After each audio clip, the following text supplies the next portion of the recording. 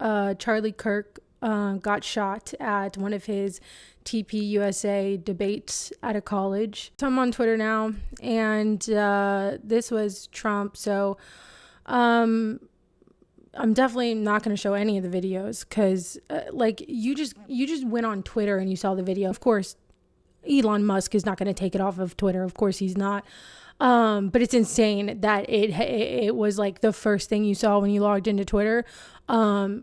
Crazy. I've been watching a ton of different people talk about this all day. There have been many different reactions. So at first, when he first got shot, I don't know, you see the video and honestly, like, there were some people there who said that he looked like dead on impact. And honestly, like, if you've seen that video, like, it's hard to think that he wasn't. Apparently he was in critical condition and then he went to the hospital. He was airlifted to a hospital.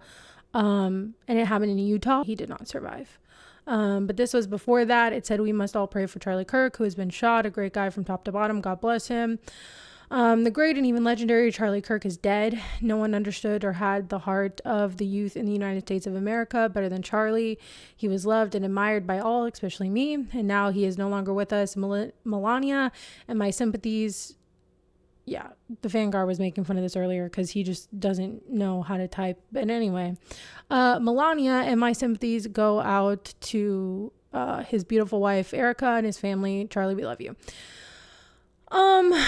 Yeah, so that's how everyone found out he was dead, was from a Trump True Social post, not even joking.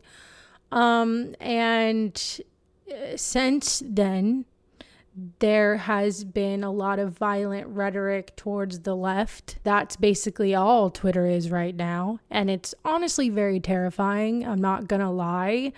It's quite terrifying. And the rhetoric that they are now going with is that it's war. In the same breath that they're saying that the left is violent is the same breath that they're saying that we need to declare war on them. There was literally another school shooting at the same time this was happening.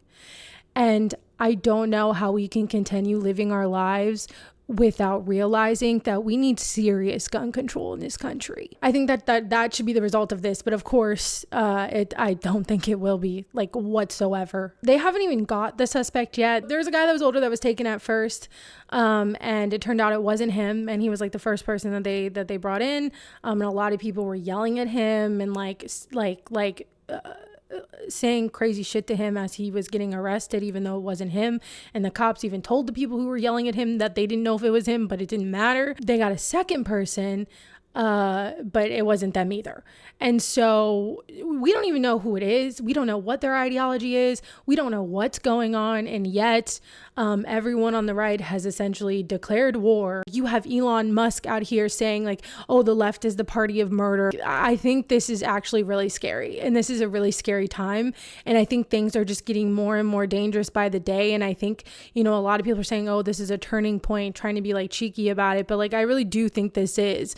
Like, I think I'm scared of the reaction of Trump. I'm scared for other like political commentators on the left. I'm scared for like Hassan, the same people who every single time this happens, who say thoughts and prayers, who say I condemn this and this shouldn't happen and violent rhetoric shouldn't happen, who like are in our government, who are supposed to be the ones that have power over this, that have control over this, and are supposed to be the ones that are doing something about the violence and the political violence in America, and not sending National Guardsmen onto our streets, but having actual gun reform.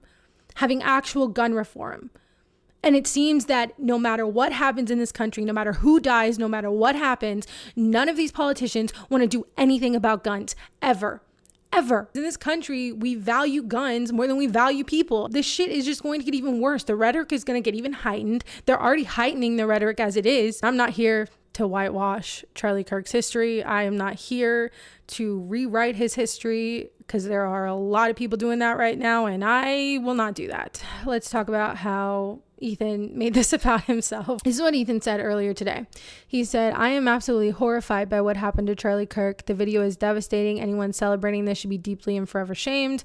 I'm scared for myself and my family." This is what I'm saying. He's making it about himself. And like, I understand being scared. Like, I'm not going to lie. Like, I'm scared. Okay. I'm scared for a lot of other commentators. I'm not saying it's wrong to be scared, because it's scary, and it's scary just being like a normal person and, you know, and having to like deal with this, because who knows, the way the rhetoric and the way the right is covering this and going with this, like, who knows what's going to happen. The other thing is there's already a lot of violence against like trans people. There's already a lot of violence against Black and brown people. There's already a lot of violence against immigrants that are here in this country that has been happening, that I would say had to do with the rhetoric of this country. We don't talk about those things as much, but like, the rhetoric in this country has been heightened for a very long time.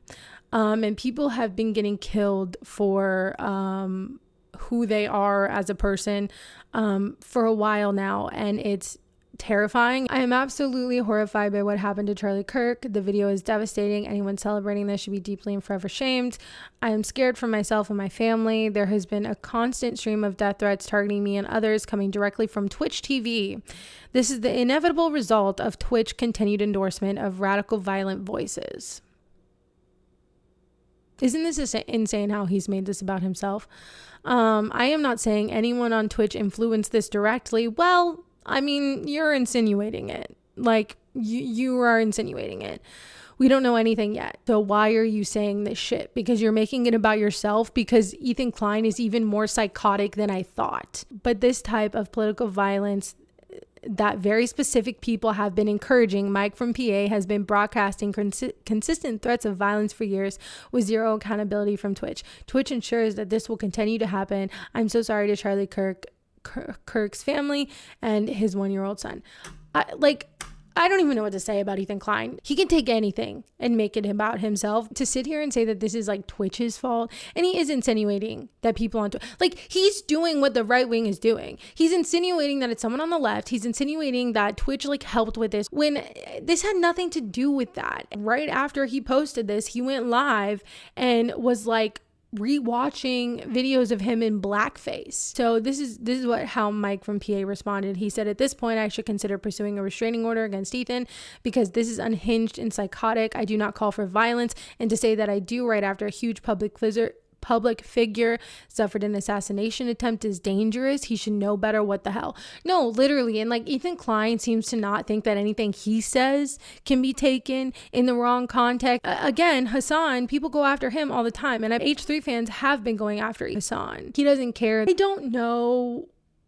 I don't know what Ethan was thinking when he posted this, because again, he's just doing what everyone else on Twitter was doing. He was taking something and he was turning into something it's not. For Ethan Klein to say something like that after this has happened, after there was an assassination, for Ethan Klein to come out here and say, actually, it's Twitch's fault. Actually, there are people on Twitch, and let me name someone on Twitch I think is violent,